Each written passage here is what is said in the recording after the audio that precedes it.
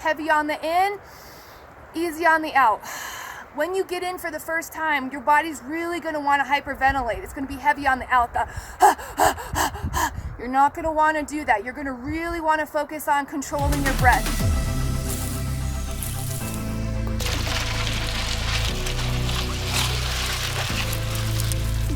Welcome back.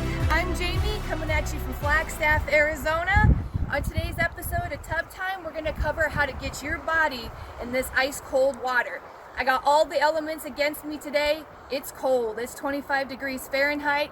It's windy. It's early. And we got slushy water. Slushy water gets me every time.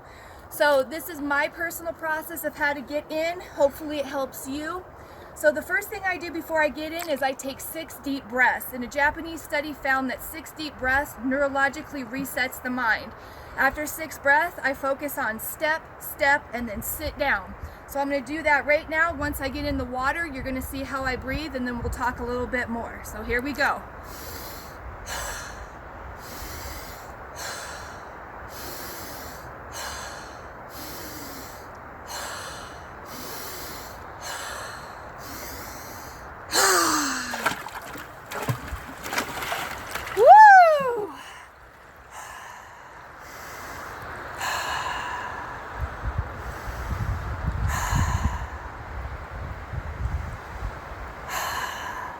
So you notice when I get in, to really take control of my breath, I do heavy on the in, easy on the out.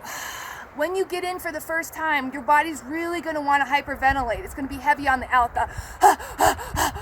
You're not going to want to do that. You're going to really want to focus on controlling your breath. This is really all about controlling your body. So big in and easy out. And what you're going to want to do is stay in here for a minimum of 2 minutes. The first time I got in here, it was a complete disaster. I was standing in front of a fireplace. I quick ran outside. I'm pretty sure I was screaming and jumped in. Oh, and I almost forgot too. You're going to want to get the water halfway up your neck. That's going to signal your body to shoot off hormones to make it less painful.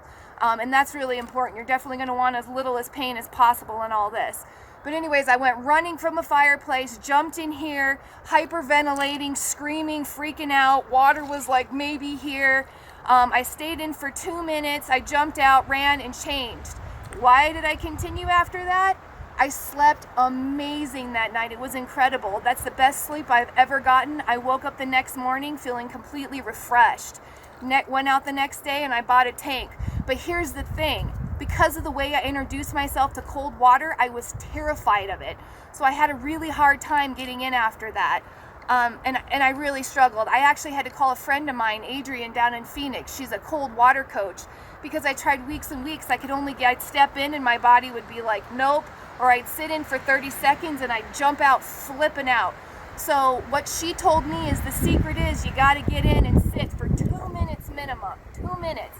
After that, it's all icing on the cake. So we're at the 2-minute mark right now. So what I do, I wiggle my fingers and my toes. I'm still feeling pretty good. So I'm going to stay in a little bit longer.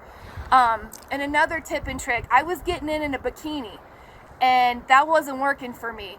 Once I switched, because you'll notice I'm wearing a sports bra and jogger shorts. Once I switched that, it made it much easier to get into the ice cold water. And I think it's because neurologically, I was wired to associate a bikini with warm weather and warm water. Sunny days, good times. This ain't that. This is training. So we're at 2:30. I think I'm going to stay in for 3 minutes. My fingers are feeling a little tight and a little uncomfortable. And that's another thing you got to do. Pay attention to your body. When your body says you're done, you are done. So I'm going to go ahead and end this video. If you have any questions, comments, and concerns, go ahead and pop them in the comment box below. And as always, make the ice cold water your ally. We'll see you next time.